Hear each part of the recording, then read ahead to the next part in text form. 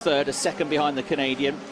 And there's going to be a move here. Is there from Alessio Lorandi? Yes, there is. And no, it's not a good one because he makes contact with Nabil Jeffrey.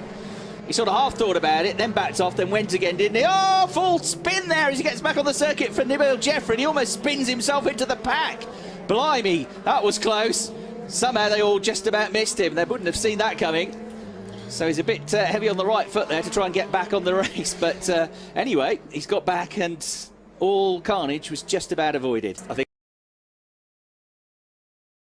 So McLeod, one of the motor park drivers there, in strife, and there's more drama, and this time it's Seti Camaro. It's in that same sort of region, just on the tail end of the top 10, and he's another one.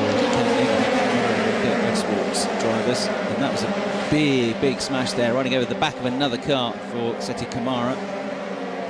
Oof, and that was pretty nasty. He almost flipped over his own debris as well then. Versus Muka battle, and bodywork goes flying, and that battle which I was just talking about has come to naught, look, because Mikkel Jensen's car is absolutely broken. Suspension is smashed, wing has gone. We didn't see the start of it, but we saw two cars come through on the right-hand side. But we had them side by side coming out of turn 10. Right, let's try and have another look. Here you go. This is... He's already been in the barrier there, Mikkel Jensen, in fairness. I think what happened was that they came side by side out of the previous corner. Look at the damage on that. And again, there's not much runoff, so if Jensen got squeezed and hits the barrier, it's happening there. You can see the bodywork fly. Yeah. And Jensen's been in the wall because all the damage is on the right-hand side, but it's taken the rear wing off as well. Well, he moves across on Giovinazzi, who is away slowly and under pressure from Jake Dennis, who goes to the outside line, and there's contact. Leclerc gets involved with that. So also in the middle of it is one of the Muka cars, I fear, and that brings out a yellow on the run to the first corner. Was it a Muka car or was it Lance Stroll? Now let's try and piece it together. Stroll is fifth on the grid, so he moves across. He's in the middle of the road. Charles Leclerc up alongside him, and again he just moves across. He gets airborne. He breaks front and rear suspension. But if Charles Leclerc has got away with that without any damage, then I'll be astonished, because that was quite an impact and it lifted Stroll's car off the road. But he just moved right across on Leclerc, didn't he? Do you not think that he was pushed into that by Pommer?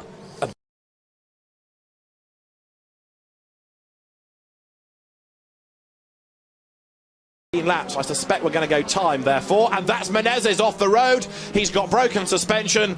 And you know what's going to happen next. What are you going to say? That car is going to need shifting, and I think there will be a Mercedes with flashing yellow lights on the top of it. There's another car, look at the bottom of the picture, which has gone missing. At how that all came about.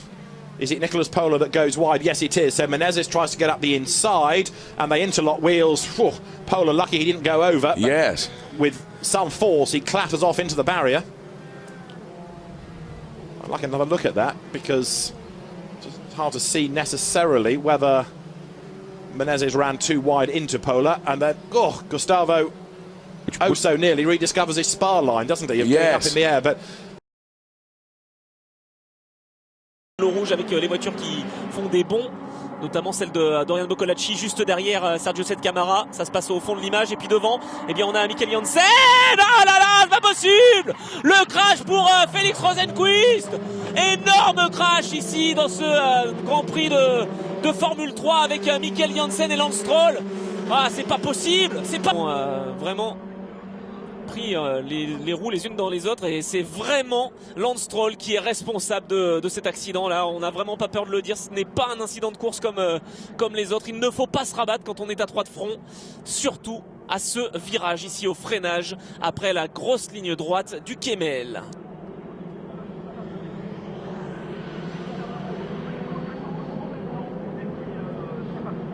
Énorme contact en tout cas avec l'oreille de sécurité pour Félix Rosenqvist. 1 point behind him in the standings. Whoa. Oh dear, we have got the Muka car's upside down.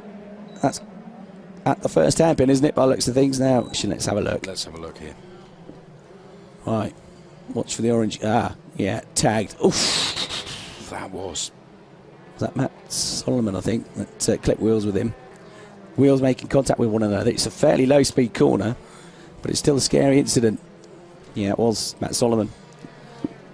Ooh, straight into the wall. That's a horrible incident. Yeah, it's not that quick.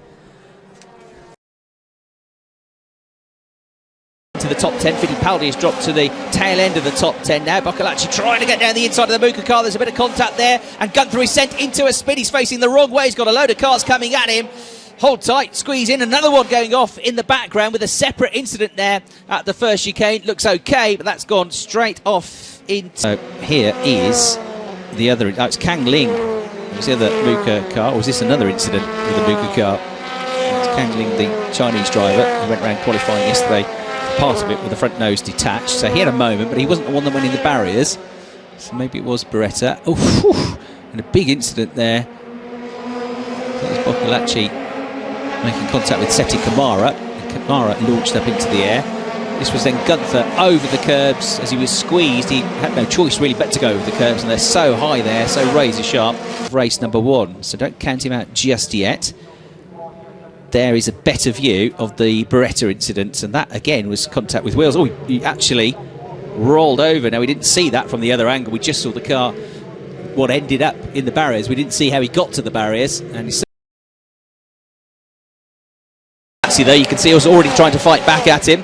There is the number 11 car of Fabian Schiller, which has made very good progress from 15th on the grid, and a huge crash there. Barrel rolling over. That's absolutely massive, and it's Lance Stroll.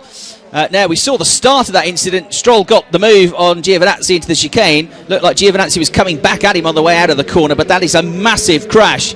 And I hope on him. Let's have a replay. Look in the background there, wheel to wheel. He's got his nose in front of Giovinazzi. Giovinazzi's almost got a wheel on the grass, and then just loses grip, spears into the side of Stroll, and Stroll is just a passenger. And happily, the car landed the right way up. Look what happens. He's tucked up behind Brandon Maisano, and there just isn't room for the both of them. And as he clips him, the air gets underneath. There's one impact, look, against the wall. He skates along upside down. There's a second impact as it comes back down onto the ground. I mean, that's a terrifying situation for the driver. You don't know where you are, what you're going to end up hitting next. Thankfully, it comes to a halt. But then, prop it up on 2 wheels and let him scramble out, please. There'll be British marshals, I'm sure, watching this, thinking we wouldn't do it like that. And there's a good